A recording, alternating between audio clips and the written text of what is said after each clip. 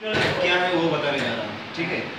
तो सबसे पहले बताऊंगा कि इसको कंप्यूटर का कैबिनेट कहते हैं। इसके अंदर ये सारे पार्ट्स मौजूद होते हैं जिसके जरिए पूरा कंप्यूटर का सिस्टम यूनिट का काम होता है। तो मैं इसके अंदर रहने वाले हर एक पार्ट्स के बारे में बारीकी से बताने वाला हूँ, तो प्लीज़ गौर से सुनिएगा। ये है SMPS जो इस कैबिनेट के अंदर लगा हुआ होता है और इसका काम है कि हम जो इनपुट पावर देते हैं उस पावर को लेते हुए इन केबल्स के जरिए motherboard, hard disk, floppy drive, DVD drive वगैरह जो सब कंपोनेंट लगे होते हैं उनको पावर सप्लाई देंगे। यहाँ पर हर एक कंपोनेंट के लिए पावर सप्लाई का अलग अलग सोर्स निकले हुए हैं। जैसे कि ये देख सकते हैं, ये 20 पिन का है, ये मदरबोर्ड का पावर सप्लाई है। जैसे कि 4 पिन है, ये है आपका हार्ड डिस्क, DVD ड्राइव और फ्लॉपी ड्राइव वगैरह वगैरह जो सब कंपोनेंट्स लगे होते हैं उनके पावर सप्लाई के लिए बने हुए हैं। तो अब मैं सबसे पहले अहम भूमिका जो निभाता है उसके बारे में बात करके जा रहा हूँ। इसे ज़रा जूम करके दिखाइएगा। ये है मदरबोर्ड। इसका काम सबसे बढ़िया होता है क्योंकि ये मदरबोर्ड हर काम को अपने अंदर प्रोसेस कर लेता है, कंट्रोल करता है। ये होता है CPU, ये कूलिंग फैन है, इसके अंदर CPU लगा हुआ है। ये CPU का काम होता है, CPU का फुल फॉर्म है सेंट्रल प्रोसेसिंग यूनिट। तो CPU का काम क्या होता है कि यहाँ पर जो भी कंपोनेंट हम लगा रहे हैं, जैसे कि ये PCI स्लॉट है, इसके ज़रिए हम एक्सटर्नल कार्ड्स लगा सकते हैं। ये जैसे कि ID की स्लॉट्स है, फ्लॉपी स्लॉट्स है, ऐसे तरीके से हम अलग अलग चीज़ों को यहाँ पर कनेक्ट करते हैं। वैसे ही बैक पैनल पर आप देख सकते हैं जैसे कि VGA पोर्ट है, LPT है, इनके ज़रिए हम जैसे डिस्प्ले लेते हैं और यहाँ पर प्रिंटर लेते हैं। तो ये सब चीज़ जो हो रहे हैं इनका प्रोसेस करने वाला ये मेन भूमिका पालन करता है CPU, सेंट्रल प्रोसेसिंग यूनिट। तो अब हम बताने जा रहे हैं कि इनकी हर एक स्लॉट का क्या नाम है। तो पहले से बता रहा हूँ कि यहाँ पर CPU लगा होता है, ये Pentium 4 का है। तो यहाँ पर Pentium 4 CPU लगा हुआ है, इसके ऊपर एक कूलिंग फैन लगा हुआ है। और वैसे ही यहाँ पर जो स्लॉट्स आप देख रहे हैं, 2 स्लॉट्स हैं, ये रैम स्लॉट्स कहा जाता है, इन स्लॉट्स को रैम स्लॉट्स। और उसी के पास देखिए यहाँ पर है जो 2 स्लॉट्स, ये है IDE स्लॉट्स यानी पाटा स्लॉट्स। इसके ज़रिए हम हार्ड डिस्क DVD राइटर को कनेक्ट करते हैं। उसकी ठीक ऊपर और एक स्लॉट्स है जो देखने में इसकी तरह एक सेम है, बट इसकी पिंस कुछ कम होगा इससे, क्योंकि ये फ्लॉपी ड्राइव को कंट्रोल करता है। ये फ्लॉपी स्लॉट है। उसके बाद हम आते हैं नीचे की, ये जो सफ़ेद वाली 3 स्लॉट्स है, ये है PCI स्लॉट। इसके ज़रिए PCI का फुल फॉर्म होता है पेरिफेरल कंपोनेंट इंटरकनेक्ट, यानी कि आप अगर कंप्यूटर में जो सुविधा मिल रहा है उससे भी ज़्यादा सुविधा आपको चाहिए तो उसको पाने के लिए हम इस स्लॉट्स का यूज़ करेंगे। यहाँ पर कुछ कार्ड्स लगाए होते हैं जिसके जैसे कि लैन कार्ड, साउंड कार्ड, ये सब लगाकर हम एक्स्ट्रा साउंड, एक्स्ट्रा लैन ले सकते हैं। वैसे ही और भी पोर्ट स्लॉट्स है, जैसे कि आप ये देख सकते हैं PCI एक्सप्रेस। इसका काम होता है जैसे कि आप ग्राफिकल और नेटवर्क के लैन कार्ड भी यूज़ कर सकते हैं इसमें। तो ये 2 काम कर सकता है, एक तो PCI का काम कर सकता है और एक ग्राफिकल काम भी कर सकता है, इसलिए इसको PCI स्लॉट कहा जाता है। अब मैं जैसे बताया ये CPU है, सबका काम प्रोसेस करता है। तो CPU के ठीक नीचे जो ये लगा हुआ है इसको कहा जाता है नॉर्थ ब्रिज। इंजीनियरिंग लैंग्वेज में इसको कहा जाता है GMCH। और ठीक नीचे है, ये है साउथ ब्रिज। इसका भी काम होता है एक दूसरे में संबंध बनाए रखना और इनके अलग अलग जो कंपोनेंट्स कनेक्ट है उनकी डाटा को एक्सेस करके रैम के ज़रिए CPU तक पहुंचाना।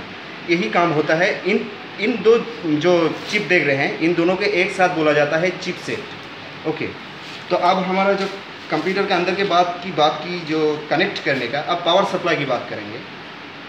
हम कंप्यूटर में SMPS के ज़रिए जो 20 पिन का सप्लाई दे रहे हैं वो हम देते हैं मदरबोर्ड के इस 20 पिन वाले पोर्ट पर। इसको हम ATX कहते हैं, ठीक है। इसमें 20 पिन का सप्लाई जाता है। सेम प्रोसेस, ये जो 20 पिन का सप्लाई दिया ये सिर्फ आधा कंप्यूटर को ऑन कर पाता है, यानी आधा मदरबोर्ड को ऑन कर पाता है। पूरा मदरबोर्ड ऑन करने के लिए हमें और एक 4 पिन का सप्लाई लगता है जो हम यहाँ पर देते हैं। इसको VRM सप्लाई कहा जाता है। ये VRM सप्लाई भी इसमें मौजूद है, ये देखिए, इसको VRM सप्लाई के लिए बनाया गया है। ये VRM सेक्शन में अटैच होता है, ठीक है। तो अब हो गया फुल सप्लाई। ये जो VRM सप्लाई है ये सिर्फ CPU को देने के लिए बनाया जाता है, ओके। अब हो गया इसका ऊपर फेस की जो बात है। अब आते हैं बैक पैनल पर। बैक पैनल पर देखिए, यहाँ पर बना हुआ है 3 पोर्ट। तो ये ऑडियो इन, ऑडियो आउट और ऑडियो लिंक का पोर्ट है। उसी तरह ये है VGA, ये आपको डिस्प्ले देता है मॉनिटर में। ये है सीरियल A, इसके ज़रिए हम जॉयस्टिक या फिर हाई डेफिनेशन वीडियो को भी इन करने के काम में लगा सकते हैं। दूसरी बात आते हैं इस पर, ये है LPT पैरेलल पोर्ट। ये 25 पिन के होते हैं, 31 पिन के भी होते हैं। इसमें हम प्रिंटर कनेक्ट कर सकते हैं, जो अर्लियर मॉडल का प्रिंटर है, जैसे कि डॉट मैट्रिक्स प्रिंटर। उसके ऊपर आते हैं, देखिए ये आ गया हमारा PS2, ये रहा आपका कीबोर्ड, ये माउस। ये पहले ज़माने में यूज़ करने वाला नहीं है, अभी भी यूज़ किया जाता है, क्योंकि अभी जो निकल आया है अभी का कीबोर्ड वो USB है, यानी USB पोर्ट। ये जो दिखाई दे रहे हैं आपको, यहाँ पर एक है, यहाँ पर एक है, यहाँ पर एक है, यहाँ पर एक है, ये USB पोर्ट है। इसके ज़रिए हम USB कनेक्ट करते हैं। और एक पोर्ट जो दिखाई दे रहा है यहाँ पर, इसको कहा जाता है LAN पोर्ट, जहाँ पर आपका RJ45 LAN वायर कनेक्ट होता है। तो हो गया ये बैक पैनल की बातें।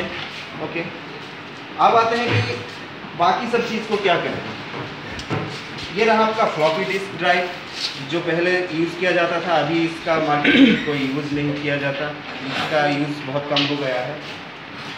और अब आते हैं हार्ड डिस्क, जो कंप्यूटर का सबसे इम्पोर्टेंट मेमोरी, इसमें सारे डेटाज हमारे रहते हैं, इसको कहते हैं हार्ड डिस्क। तो देखिए दोस्तों, ये पाटा हार्ड डिस्क है। आप कैसे पहचानेंगे कि पाटा है या साटा है? पाटा का कनेक्टर ऐसा होगा 39 पिन का, और साटा का होगा 7 पिन का, बस यही फ़र्क है साटा और पाटा। अब आते हैं DVD राइटर। ये जो DVD राइटर आप यूज़ करते हैं, यहाँ पर हम CD और DVD कैसे डील करते हैं, उसको रीड राइट दोनों ही कर सकते हैं। उसको भी अलग से हम SMPS के ज़रिए पावर सप्लाई देते हैं यहाँ पर, और यहाँ पर पावर सप्लाई देते हैं, और यहाँ पर ये साटा है, इसलिए यहाँ पर साटा केबल, जो 7 पिन का साटा का बात किया था, ये साटा ड्राइव है। तो यहाँ पर साटा का कनेक्ट किया जाता है, और यहाँ पावर सप्लाई अलग से दिया जाता है। तो ये 2 तरह की पावर लेता है, एक तो 12 वोल्ट जो अपने लॉजिकल काम करने के लिए, और एक तो 5 वोल्ट जो उसके अंदर होता है मोटर, उसको घुमाने के लिए। हो गया।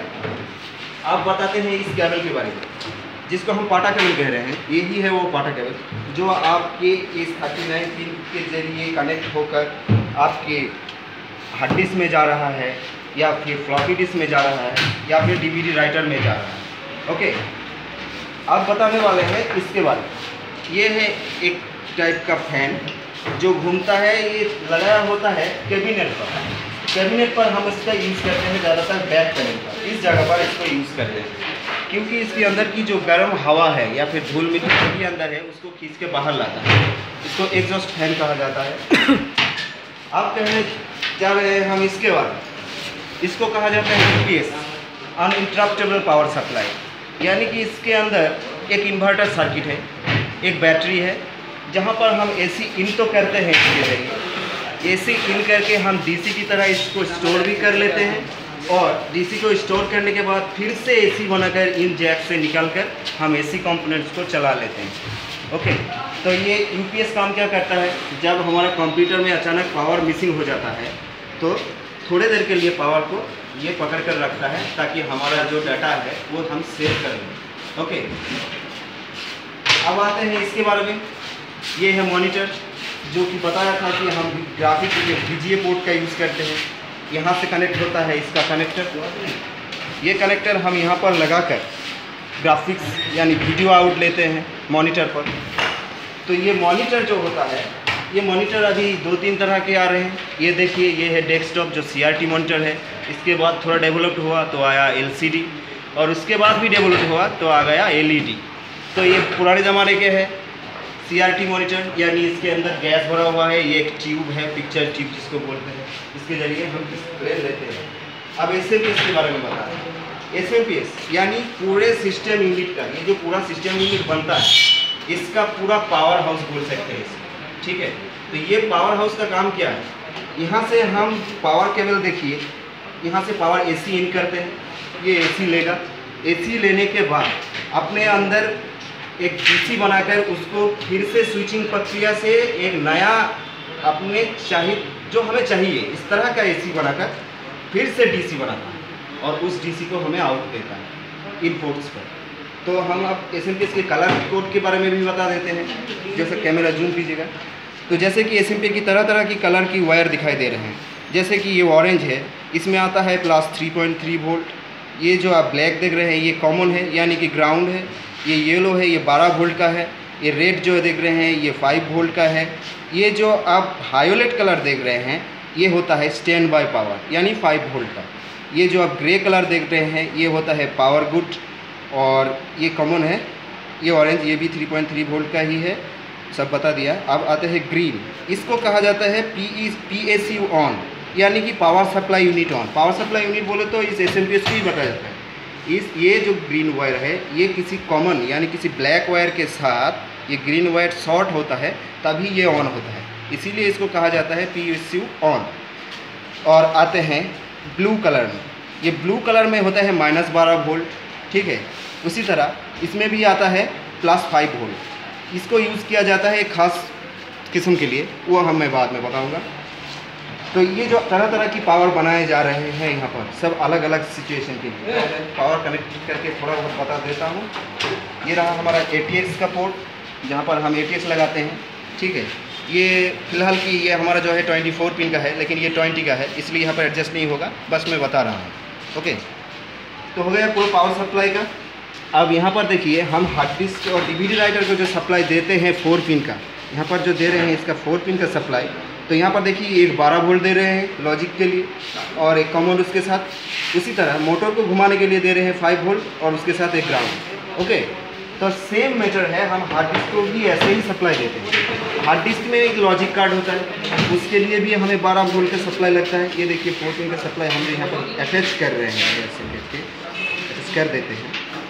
अटैच किया तो ये जो आया हमारा ये 12 वोल्ट आ रहा है। ये 12 वोल्ट हमारा लॉजिक कार्ड को संभालता है और उसके लिए हमें ग्राउंड चाहिए, तो वो मिल गया ये ग्राउंड। और इसके अंदर जो मोटर्स होते हैं, यहाँ पर एक मोटर्स होते हैं, तो ये 12 वोल्ट हम किसको दे रहे हैं, इस लॉजिक कार्ड को, ठीक है। और ये जो मोटर होता है यहाँ पर, इसको घुमाने के लिए हमें जो सप्लाई देना पड़ता है वो सप्लाई है 5 वोल्ट, उसके लिए भी एक ग्राउंड बनाया गया है। ओके, तो हो गया पूरा कंप्लीट। अब इसको असेंबलिंग करके दिखाएंगे, तो मेरा अगला वीडियो देखिए, इस वीडियो को लाइक कीजिए तो मैं अगला वीडियो बना पाऊँगा। Thank you.